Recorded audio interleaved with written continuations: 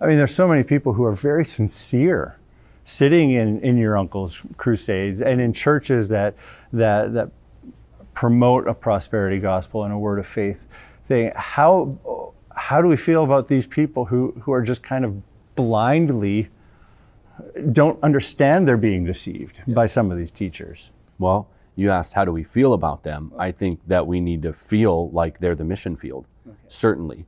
And we need to have, I had a pastor, older pastor always tell me, sometimes I'd go through phases where I'd get real frustrated with why people are still caught up in this. He used to say, Costi, you need to have the heart of a child and the hide of a rhino. You need to be tender and tough. And I think that's how we need to approach people who are caught up in these movements. Number one, we are firm in our theology. We are firm in the truth. We are uncompromising in it, but yet we're flexible with people. I'm walking with them. They're not me. I'm converted. My job then is to throw the rope to them. They're the mission field. I want to walk with them. Some people work it out through a process of a few years. My process, thank God nobody gave up on me in that initial. I still have people come to me. A guy just came up to me a Sunday ago when I preached here at our church and said, you know, I asked God for a sign about you. I said, what? Okay. It was right after a sermon. He said, because I thought you were a phony just like everybody else. I said, well, okay, sir. You know, I've just preached a biblical sermon. And he said, but today was that sign. You know, I'm no mystic, but today was the sign. You're the real deal. And I thought, well, today's not the sign that I'm the real deal. It's the week prior. If I keep preaching the Bible and Christ has truly saved me, I'm the real deal. What if everybody just walked around and said, I won't believe it until you know, give me 5 big theological words, you get an MDiv, and then I'll listen to you. So many people are in this movement.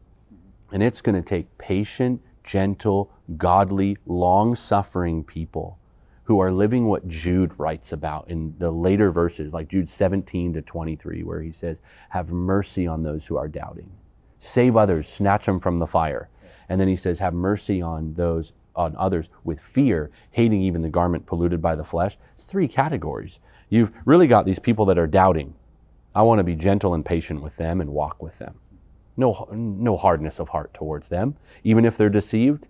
And then you've got people you need to be snatching from the burning, like Coast Guard operation. You're coming in and you're going, hey, I want to meet for coffee. You're in something that's very dangerous and you're going in on a rescue operation. Then there's others, have mercy on them with fear. It's saying, I got to keep healthy distance.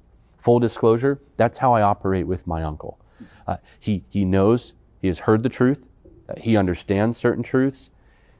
He's expressed displeasure in being challenged in those truths. And we're not hanging out at Thanksgiving. I need to keep healthy distance. And yet, at any given moment, if I see the heart begin to stir and turn towards Christ and be drawn to the truth, I want to be in there so fast that I get to be the first one to try to harvest the soul. So that's the way we should feel or act towards these people, is they're the mission field. But don't for a second ever let that cause you or I or anyone to compromise. It's not okay.